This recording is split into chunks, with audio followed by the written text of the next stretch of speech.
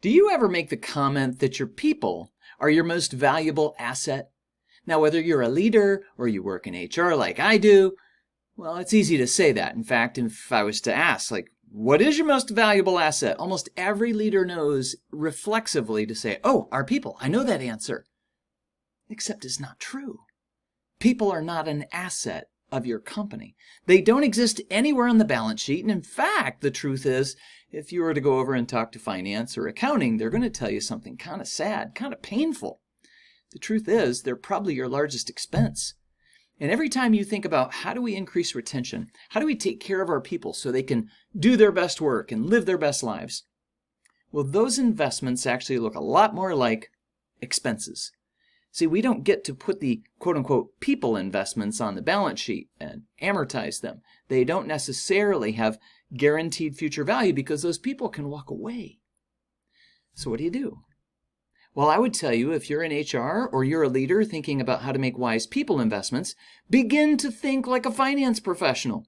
Begin to actually think, does this investment have a positive net present value? If you're not familiar with NPV analysis, and maybe you work on the people side of the business for a reason, you're not huge on math, well, that's okay. But you need to.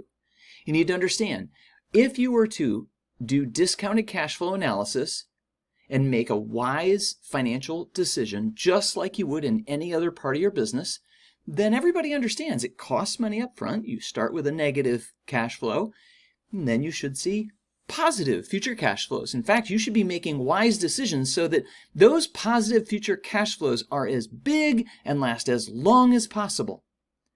So no, technically your people are not assets of your company, but you could value the relationships with them this way. In fact, that could last longer than their employment.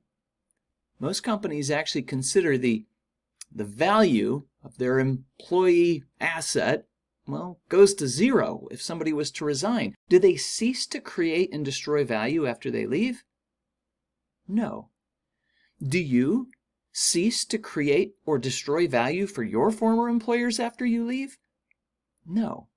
In fact, if you leave happy, proud, you're still going to wear that t-shirt, you are creating value for your former employer. But if you leave angry, disrespected, frustrated, mad, unfortunately, you're probably destroying value for your former employer. And employers, us, we need to remember this. We need to make sure that we're making wise investments all the way through and including somebody's last day, maybe even beyond that. All right, we're going to talk in this series about 5 days I believe that you optimize that can 10x your talent. These are places to wisely spend your money. You're going to get huge returns. Hope you enjoy this. Thanks.